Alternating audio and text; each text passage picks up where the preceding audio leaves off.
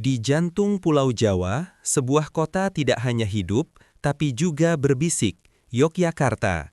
Sebuah mahakarya tata kota yang dipuja karena filosofinya. Namun, bagaimana jika di balik fasad budaya yang agung tersembunyi sebuah kode? Sebuah konspirasi arsitektur yang dirancang oleh para leluhur untuk tujuan yang jauh lebih besar dari yang pernah kita bayangkan? Secara resmi, kita mengenal sumbu filosofi Yogyakarta, sebuah garis imajiner lurus sepanjang 6 km yang membentang dari Panggung Krapyak di selatan, melalui Keraton, hingga Tugu Palputih di utara, selaras dengan Gunung Merapi dan Laut Selatan.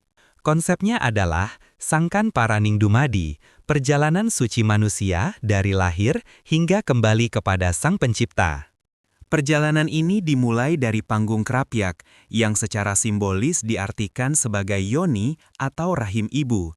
Ini adalah titik awal kehidupan. Namun, para ahli primbon kuno percaya penempatannya bukanlah kebetulan. Ia adalah gerbang pertama, sebuah kunci untuk membuka pola yang lebih rumit. Dari rahim, kita bergerak ke pusat kekuasaan dan kehidupan, keraton. Lebih dari sekadar istana, tata letaknya menyerupai sebuah mandala kosmik. Setiap gerbang, setiap halaman, setiap bangunan adalah fase dalam perjalanan spiritual.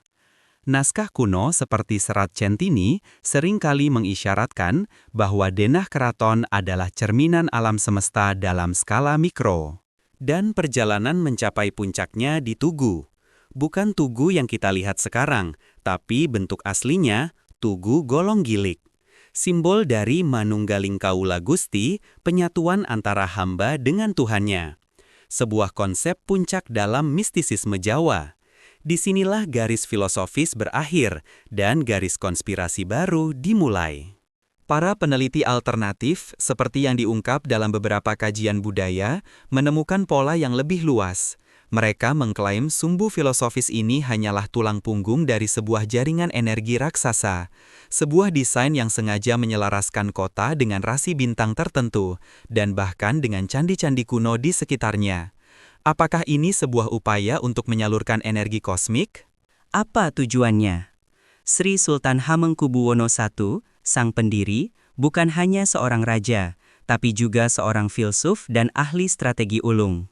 Apakah pembangunan kota ini adalah sebuah ritual abadi dalam skala arsitektur? Sebuah mesin doa untuk memastikan kemakmuran dan kekuasaan dinastinya selamanya? Kaum akademisi dan pihak keraton menegaskan ini murni filosofi luhur, sebuah panduan hidup yang diwujudkan dalam tata ruang, sebuah warisan adiluhung yang diakui UNESCO. Namun di sudut lain, para pencari misteri melihatnya sebagai bukti adanya pengetahuan kuno yang hilang, sebuah teknologi spiritual yang tertanam di tanah Jawa. Yogyakarta terus berbisik. Mungkin kebenaran ada di antara keduanya. Sebuah filosofi agung yang dirancang dengan presisi matematis dan spiritual yang begitu tinggi hingga batas antara doa dan teknologi menjadi kabur.